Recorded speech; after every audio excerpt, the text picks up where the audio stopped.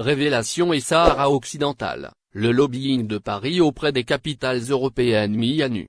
La France aide depuis toujours le Maghreb dans son entreprise coloniale et criminelle au Sahara occidental. L'ambassadeur de France au Maroc Stéphane Le Couturier est allé jusqu'à reconnaître que ce sont des rafales parisiens qui ont bombardé les combattants sahraouis, ainsi que les femmes et les enfants de ce pays, durant l'invasion de 1975. Ainsi, et un demi-siècle durant, Paris ne s'est jamais déjugé.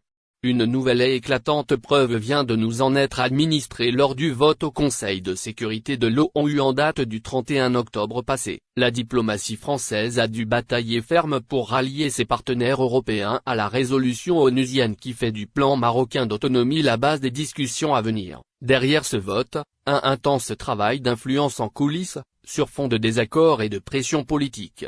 Alors que Washington pilotait le texte final présenté le 31 octobre au Conseil de sécurité, Paris s'est vu confier une mission délicate, convaincre les États européens représentés à l'ONU Danemark, Grèce et Slovénie de soutenir une résolution jugée déséquilibrée et trop favorable au Maroc.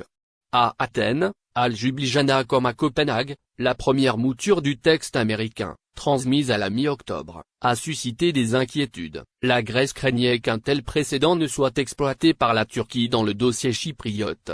La Slovénie, attachée à la notion d'autodétermination par sa propre histoire, jugeait la version initiale contraire au droit international. Quant au Danemark, il s'interrogeait sur les implications du texte face aux prétentions américaines récurrentes sur le Groenland. Les ambassadeurs de France en poste dans ces capitales ont multiplié les entretiens pour recueillir les amendements souhaités. À Rabat, l'ambassadeur français Christophe Lecourtier a, lui, rappelé à ses homologues européens la nécessité de ne pas bloquer la résolution, quitte à en atténuer le ton sans en modifier le fond. Maintenir le plan d'autonomie marocain au cœur du dispositif onusien.